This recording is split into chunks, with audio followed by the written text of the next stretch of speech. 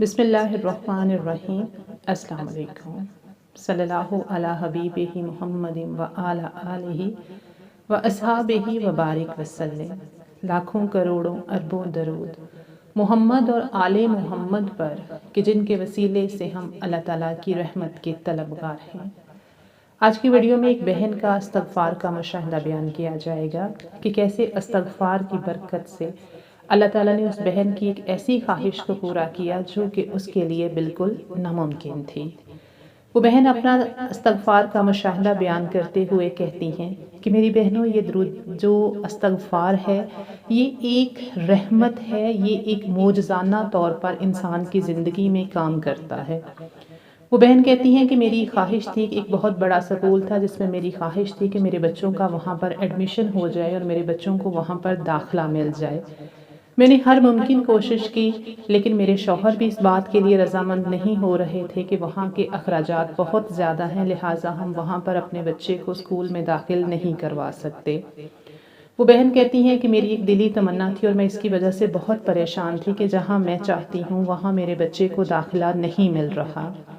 تو وہ بہن کہتی ہیں کہ میں نے روزانہ تقریباً 7000 مرتبہ استغفار پڑھنا شروع کر دیا اور اس کے ساتھ میں درود ابراہیمی کی بھی ایک تسبیح پڑھتی تھی۔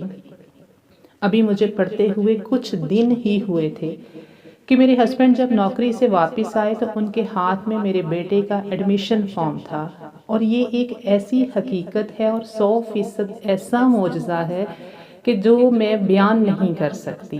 وہ بہن کہتی ہیں کہ جب میں نے اپنے شوہر کے ہاتھ میں اسکول کا فارم دیکھا، اپنے بچے کا ایڈمیشن لیٹر دیکھا، تو میں اتنی حیران رہ گئی کہ بے اختیار میں سجدے میں گر گئی کہ یہ کیسے ہو سکتا ہے۔ اور اس کے بعد جب میں نے اپنے بچے کو وہاں پر اسکول میں داخل کروایا تو میرے بچے نے وہاں پر پرفارمنس بھی اچھی دینا شروع کر دی۔ اس دن مجھے اس بات پر بہت یقین ہو گیا کہ اگر اللہ تعالیٰ نے قرآن پاک میں فرمایا ہے نا کہ آپ استغفار کا ورد کریں تو میں آپ کو وہاں سے عطا کروں گا جو آپ کے وہم و گمان میں بھی نہیں۔ تو اس دن جو میرے دل میں تھوڑا بہت جو وہم تھا وہ بھی نکل گیا اور میں نے استغفار کو کثرت سے پڑھنا شروع کر دیا۔